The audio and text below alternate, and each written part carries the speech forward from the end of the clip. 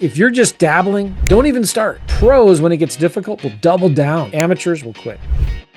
All right, welcome everybody. Joe McCall here. There's some things I want to talk about because I'm seeing some people, not a lot, but some people really struggle in this land investing game. These mistakes I'm going to be talking about for you today are the things that you need to be focusing on. You got to understand something here. We are not in the real estate investing business. We're not in the land investing business. We're not in the wholesaling business. What business are we in? We're in the marketing business. So mistake number one, stopping your marketing too early. How many of you, let me ask you, have sent some mail in the past, but you stopped? Or you made a few calls and you thought, man, this just isn't working. I want you guys to start thinking of marketing as an investment instead of an expense. That makes sense? I told you before, I did 58 deals in a 12-month period. 93% of those deals came from follow-up, came from 3 to 4 months of marketing. It came after 7 to 8 touches. We just got a call a week ago in one of our markets that we're in from a seller that kept our letter for 3 years. 3 years. And then she called us and said, hey, I decide I want to sell my property now. Are you still interested? Do you think that maybe because we're still in the game that we got that call, it came in? If we would have quit, it would have been a deal that we lost, or she would have never been able to get us. Consistency is the most important key in this business. You've got to be consistently doing the marketing, okay? You've got to keep the momentum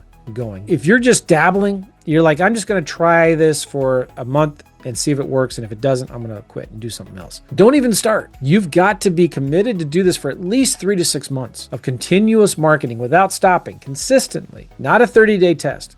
This consistency will compound over time. Pros, when it gets difficult, professionals will double down and do more marketing. Amateurs will quit. Mistake number 2, being inconsistent with your marketing. You send mail 1 month and then you stop the next month. And then you do it the next month after that. You send it and then you stop. You make calls for a week and then you stop making any calls. You're on again, you're off again. It eliminates all of your momentum. Kind of related to what I was talking about before.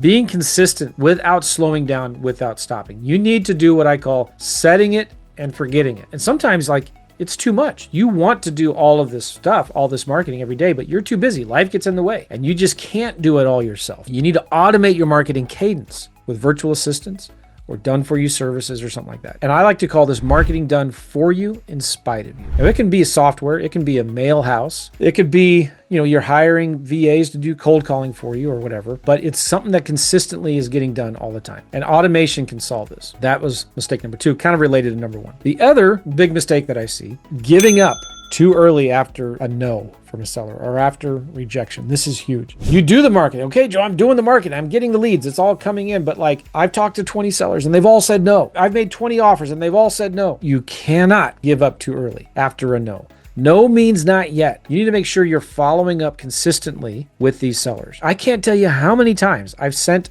an offer 3 times to the sellers or more. And they finally call me back and say, yeah, I got your offer. I said, oh, great. Did you get the other offers I sent? No, this is the first time I've gotten your offer. Well, I don't know what happened. They might have gotten it before. Maybe they threw it away, but they got that 4th offer that I sent or the 3rd offer that I sent. They're finally ready. They're like, yep, okay, I'm ready to sell now. Maybe they just were busy. Maybe they were traveling. Something happened and they lost your letter or your offer and now they're finally ready. They tried listing it with an agent, hasn't sold yet. They took somebody else's offer who canceled on them or backed out. And they're like, this guy, Joe, must really want my property because he has followed up. So I do not treat no's as final. 93% of your deals will come from the follow-up. So continually follow up. Next big mistake, focusing on $5 an hour activity tasks instead of the $500 an hour activities. People get stuck. They start asking, how do I do this instead of who can do this for me? So you might be spending hours on comping deals, on pulling lists, on skip tracing, on sending handwritten letters, wearing busy as a badge of honor. You might think, I can't afford to do outsourcing yet. I'll delegate that after I start making money. But the problem is if you get stuck in this, how can I do this mode? And I have to do it all myself first before I outsource it. You're going to get really stuck and you're going to get on this vicious trap of doing $5 an hour activities when you should be asking bigger and better questions. In other words, who can I get to do this stuff for me? What you need to be focusing on, like I already mentioned before, is talking to sellers, making offers, and following up. That's what you need to be making sure you're doing. Outsource everything else. I used to do my own skip tracing. Yeah, that was bad. I used to handwrite my own letters, and that was bad. I remember a long time ago, I was doing marketing to landlords who were going through evictions. So every day I would go to the court website and find the evictions. And I'd find the owner of the rental property where the tenant was getting evicted. And I would send that landlord a letter. Hey, do you want to sell your property? Because I was getting them right when it was in the middle of an eviction. And I was doing the right things, but like, I can get somebody else to do this. So I had the idea of like, I don't remember how it was a friend of somebody that I knew who wanted to make some extra money. It was a stay-at-home mom. I called her and I said, hey, do you want to do this for me? Can you handwrite 20 to 30 yellow letters a day? When you handwrite them, I want you to crumple up the letters, fold them back up, and fold them into fourths and put them in an invitation envelope and hand address the envelope. And I remember so clearly, she was like, that is the dumbest thing I've ever heard. Why on earth would you want to do that? That is so unprofessional. I was a little offended that she was calling what I was telling her to do dumb and telling me it was unprofessional and saying it doesn't work. I remember telling her, how do you know it doesn't work? Have you ever done it before? So I went and I bought her a couple hundred envelopes, a bunch of stamps, and some yellow legal pads of paper. So she started doing the letters for me, but then I was still I was populating the data from the county courthouse website into a spreadsheet. I thought, wait a minute, I could get a VA to do this for me. So I started getting a virtual assistant every day, going into the court website and putting in the evictions on the spreadsheet.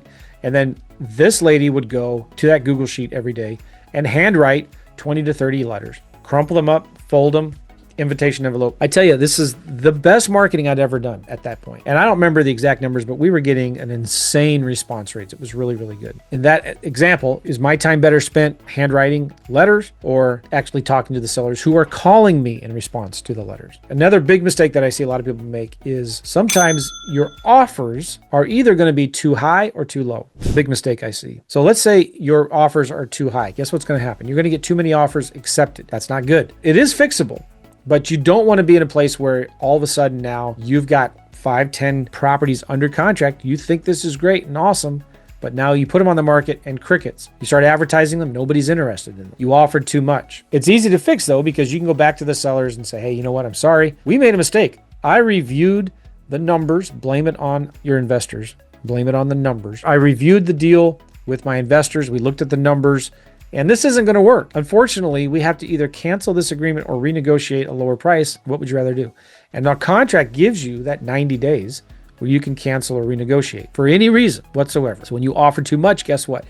You're not going to be able to sell your deals. And the market will tell you pretty quickly whether you have a good deal or not. The other mistake on the other side is offering too low, because then what happens? When you're offering too low, you're not getting enough offers accepted. Everybody's going to tell you no. You might go from getting one, if you're offering too high, you'll get 1 out of every 10 or 15 accepted. If you're offering too low, you're going to go from maybe 1 out of 100 being accepted or 1 out of none being accepted. So you need to find that balance. Be really careful about offering too much. Make sure you're not offering too low. And let me give you an example. I was just working with one of our high-end apprentice clients this morning. We were looking into some markets, and he wants to go into an area where there's a lot of competition. Competition's a good thing. This is an area where there's a lot of land flipping right now. I mean, a lot. And so I told him, okay, so you have to do it a little differently when you're in this kind of a market. You can't just use that standard 40% formula. If you see everything is selling for 100, you can't just go in and offer 40 grand. If everything is selling for 20, you can't offer $8,000. These sellers are getting a lot of mail, they're getting a lot of offers, and the offers they're getting are going to be all higher than yours. And by the way, this is an area where you can do a lot of assignments. Assignments are easier. You don't have to close on the deals.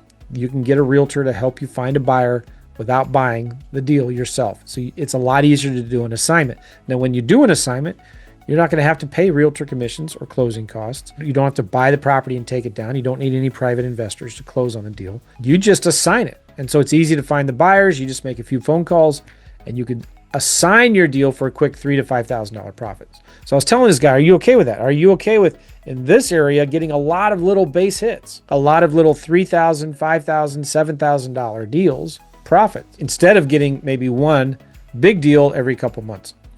And yeah, he was. So I would rather see you guys do 5 little $3,000 deals a month than 1 or 2 bigger $10,000, $15,000 deals a month. You might say, well, Joe, it's the same amount of work. Why do I even want to go after those small deals? So here's the problem. The bigger deals, the bigger profit deals, they take longer. There's more risk involved on those bigger deals. I want you to focus on those little small base hits. Make $3 grand, $5 grand. Okay, so that means if you're going to do those little base hits, because it's easier in that market to do an assignment, just make some phone calls and sell them really quickly, you can be in and out of these deals in 1 or 2 weeks. If everything else is selling for $40,000 You're going to sell your deal for maybe $38,000. So you should just offer maybe $8,000 less.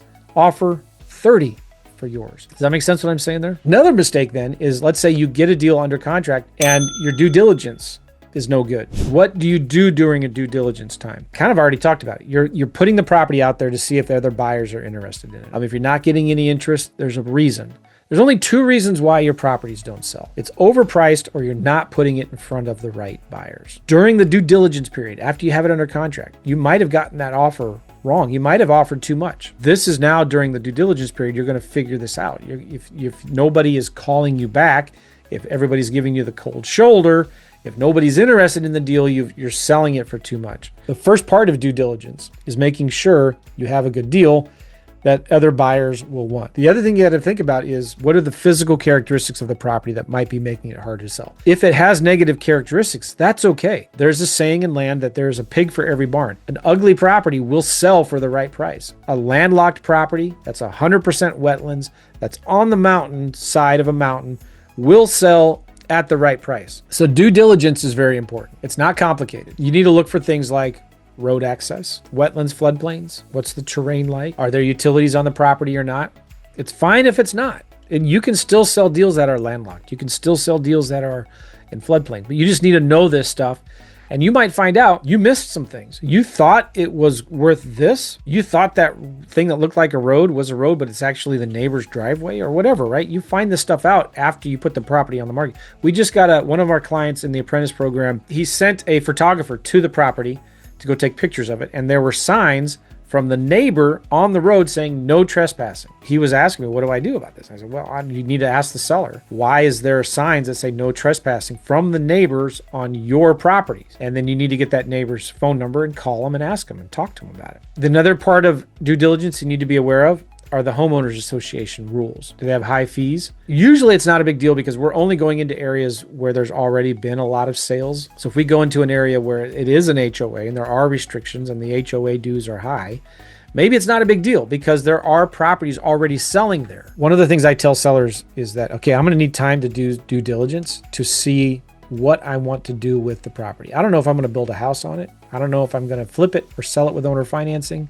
or just hold it for 50 years. I don't know what I'm going to do with it yet. And so during that due diligence time, that's when you're calling realtors, you're calling buyers, you're calling investors who bought land before, you're calling the neighbors, you're calling realtors. Did I say that already? And you're calling the county and you're trying to see, can I build a house here? What needs to be done to build a house on this vacant lot? Not that you're going to do anything. You're not going to add a septic system. You're not going to add a well. You're not going to bring utilities in. You're not going to clear a road. You're not going to cut the grass. You're not going to do anything, but you need to know what this stuff is. So if you realize, man, I don't have a good deal, you can go back to the seller and say, hey, I'm sorry, this isn't going to work out. We either need to lower the price or cancel the agreement. That's why you have the due diligence period. That's why you have the 90 days.